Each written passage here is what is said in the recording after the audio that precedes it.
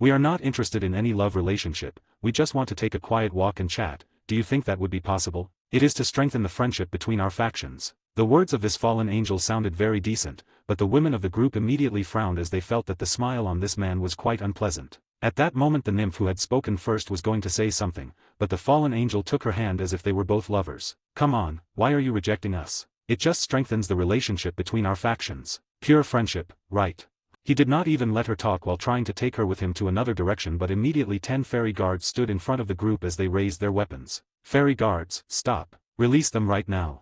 They clearly had noticed the situation when they noticed the face of these women from their own world. But the fallen angel hugged the nymph woman while smiling. Sorry friend, but what do you think you do? We were just planning to go for a walk. It's not like I'm going to do something bad, do not you think, little friend?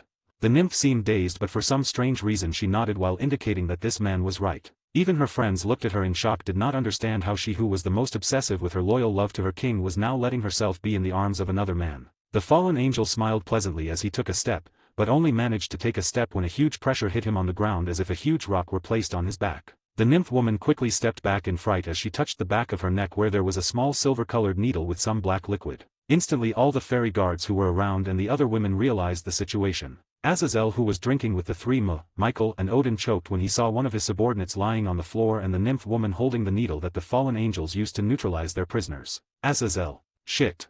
It was the only word that came from his mouth while his face showed complicated expressions. This subordinate had tried to kidnap a woman. That was not important, the important thing is that the woman was a subordinate of the fairy king. Fuck, that was to ask for the maximum death, and it was as he thought the tremendous pressure that impacts against his subordinate was actually the fairy king who was standing at the gates of the great hall with a cold expression. Yukio was angry because this was what he really valued, all his citizens as a family. It was because these citizens were actually the ones who fought hard with him when they were in the middle of a war. Also, that little nymph was actually the youngest daughter of an old partner of Yukio, so he got so angry that his pressure was altered, causing the fallen angel to be crushed. Even with his strong physique his ribs broke while screaming miserably. He undoubtedly planned to punish him, but noticing that this fallen angel did not even have salvation anymore, he could only withdraw his pressure and order the guards to get rid of his body. This, in turn, caused the faction of the fallen angels to begin to deal with things carefully, apparently. This man named King Fairy did not even care that the other factions saw him kill so easily. Yukio ignored everyone's looks immediately as he looked at the Great Hall. NYX and the Jade Emperor, come with me,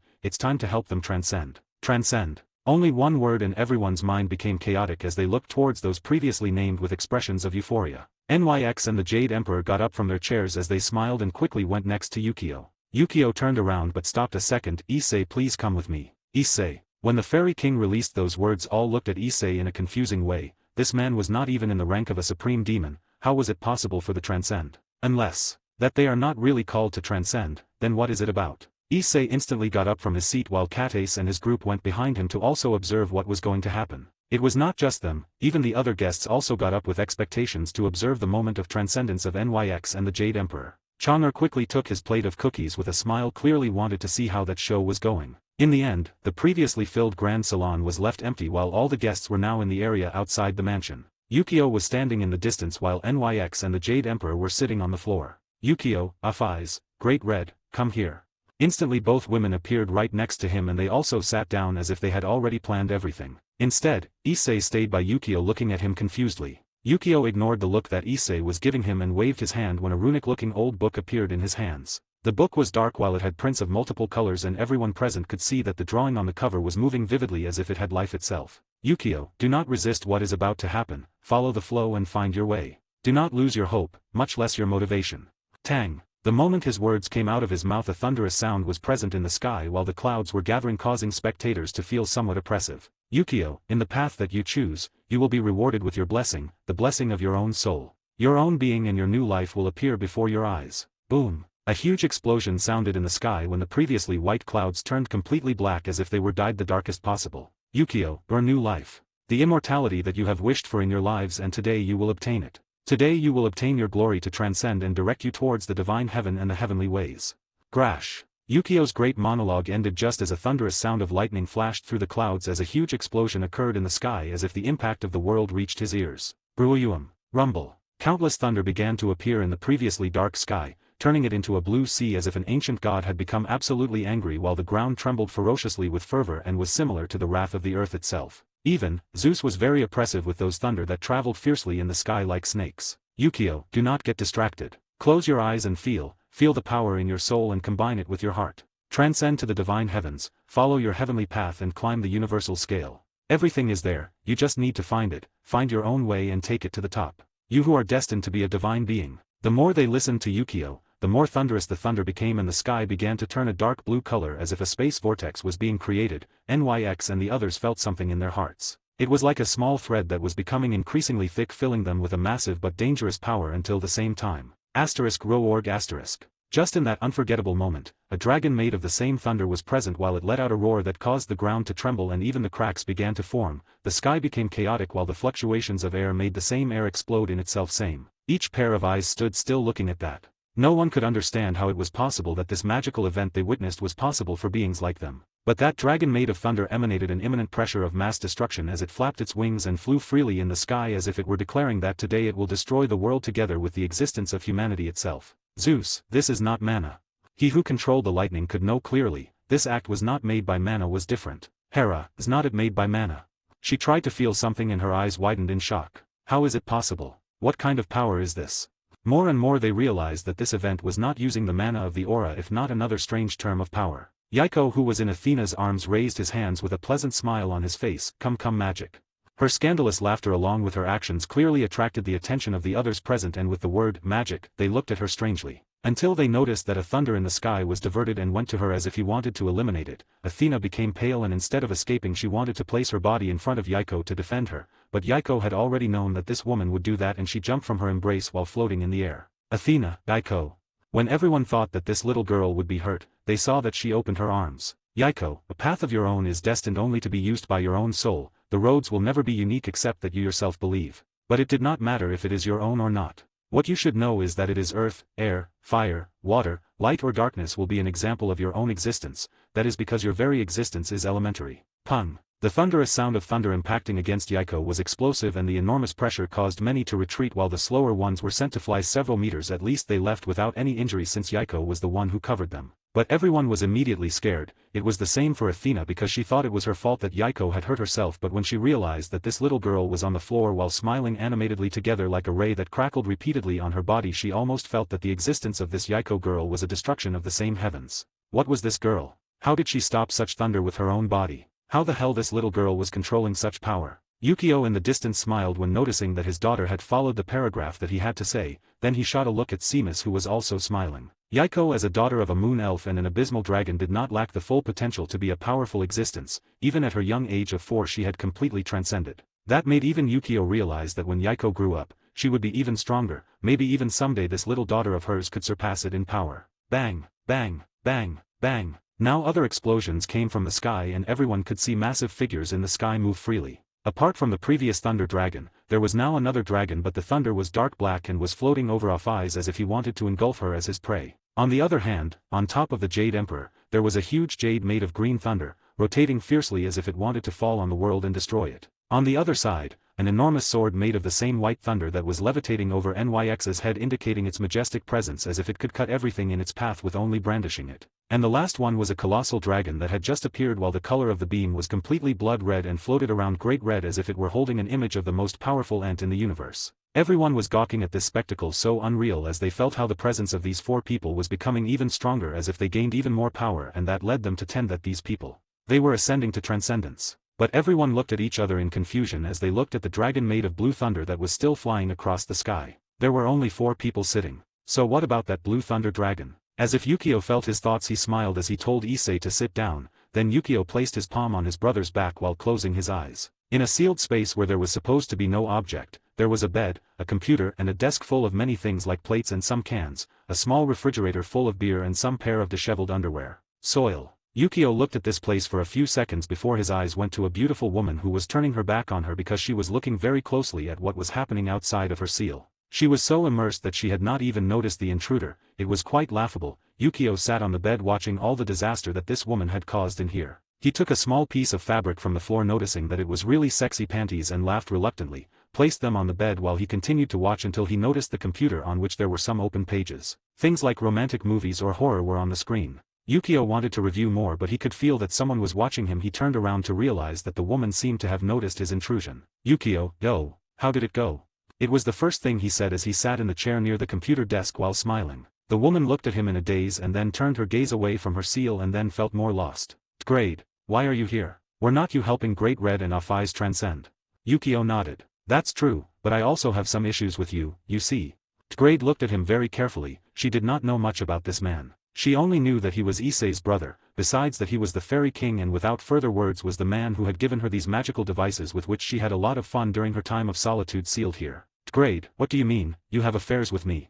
Yukio got up from the chair as he went to the fridge and picked up ice cream. Well, you've been staying for so long in this place but I've never managed to understand why. You do not look so dangerous to me. DxD, not seeing myself as dangerous to you is something that even I can understand, but for the others, I am their worst enemy. That's why I'm here. Could you stop touching my things? She shrugged as she also scolded Yukio to realize how this man was touching his things without any hesitation. Yukio just chuckled and ate his ice cream quietly while sitting on the bed. I admit that they must feel danger from you, but is it really necessary that you are here? Even Great Red who is feared is currently having a great time outside and Offai's who never spoke now is unstoppable to stop while she always smiles. DxD nodded because she knew it too. She knew how Great Red and Offai's were living so happy while she stayed locked in this seal just because she had caused a stupid fight years ago. She hugged her knees while sighing bitterly. And what do you want me to do? I've already tried everything to get out of here but it never turned out. That's why I accepted your willingness to help Issei while you gave me all these devices magic. I must thank you for them. Yukio thought that this woman's behavior was very different from the previous one than when he had known her much earlier. It was as if DxD passed from a barbarian woman to a helpless woman but he just shrugged. Maybe it was because she was so discouraged while watching all the people having fun outside while she had to stay locked in here not knowing when she would leave this place. Yukio, do you want to get out of here? DxD, what kind of question is that? Yukio, just a curiosity of mine, so that's what you want. DxD looked at Yukio, but in the end, she did not have to hide it. She nodded as she hugged his knees. Yes. Who would like to stay here for so long? It would be foolish not to want to leave this place but it was me who caused this to happen in my life. Yukio nodded and looked at DxD as he continued to eat his ice cream and looking around as if he looked curious. When he finished the ice cream he got up and took a pair of female underwear and a black dress that lay on the floor and then threw them to DxD. DxD, what?